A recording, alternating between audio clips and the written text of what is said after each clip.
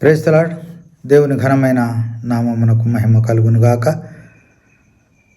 వేకువజామున ప్రార్థనకు అందరికీ స్వాగతం. రండి, ఉదయకాలం దేవుడు మనకిస్తున్నందున దేవునికి ఒక స్తుతి కీర్తన పాడుకుందాం.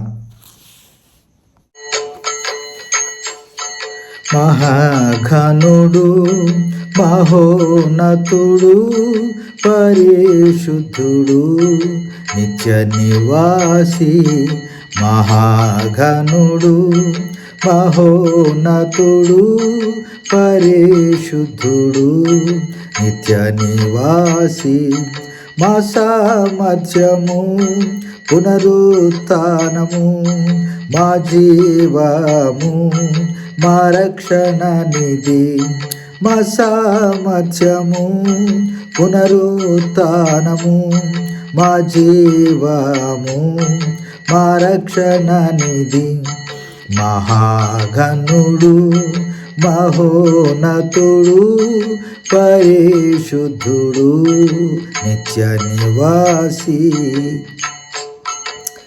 ఉన్నత పరిశుద్ధ స్థలములలో నివసించువాడు పరిశుద్ధుడు, ఉన్నత పరిశుద్ధ స్థలములలో నివసించువాడు పరిశుద్ధుడు, అయినను నలిగిన వినయంపు దీన మనస్సులో నివసించును జీవించును, అయినను నలిగిన వినయంపు దీన మనస్సులో నివసించును జీవించును, మహాఘనుడు మహోన్నతుడు పరిశుద్ధుడు నిత్య నివాసి. వాక్యము చదువుకుందాము. యెషయా గ్రంథము 57వ అధ్యాయము 15వ వచనం చదువుకుందాం.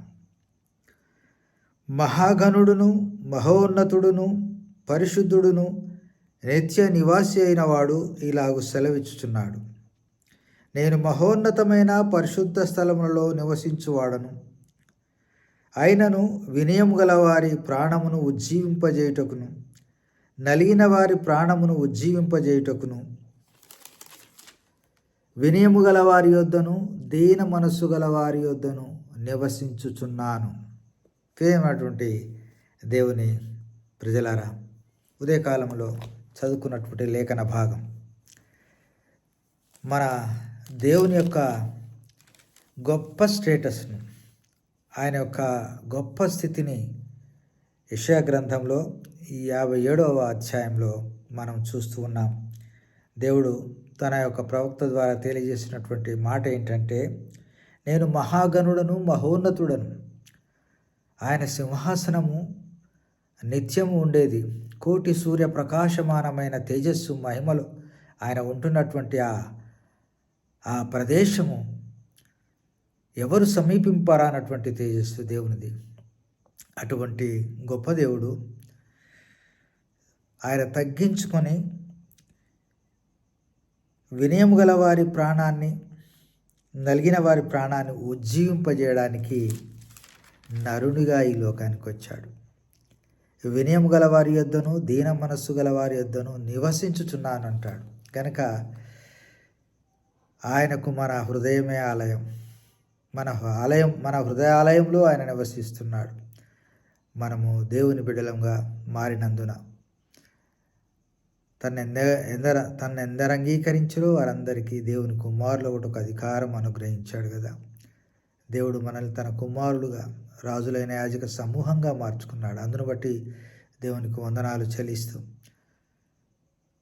దేవుడు మన కొరకు తగ్గించుకున్న ఆ యొక్క తగ్గింపును బట్టి ఆయనకు వేలాది స్తుతులు స్తోత్రాలు చెల్లిస్తూ ఉదయకాల సమయంలో మనం ప్రార్థనతో దేవుని ఆరాధన చేద్దాం. రండి, ప్రార్థించుకుందాం.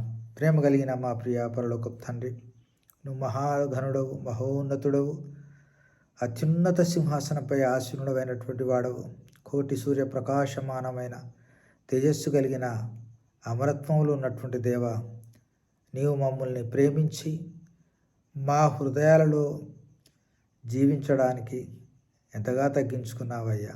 విరిగి నలిగిన మనసులో జీవిస్తానని నేను వాగ్దానం చేసి, అలాగే మా కొరకు ఈ లోకానికి వచ్చిన దేవానికి వందనాలు స్తోత్రాలు చెల్లిస్తూ, మమ్మల్ని నడిపిస్తున్న దేవానికి స్తోత్రములు చెల్లిస్తూ, మా అవసరాలక్కర్లు తీరుస్తున్న దేవానికి వందనాలు స్తోత్రాలు చెల్లిస్తూ, యేసయ్య అతి శ్రేష్టమైన నామమున స్తుతించి ప్రార్థించి అడిగి వేడుకొంచున్నాం తండ్రి. ఆమేన్.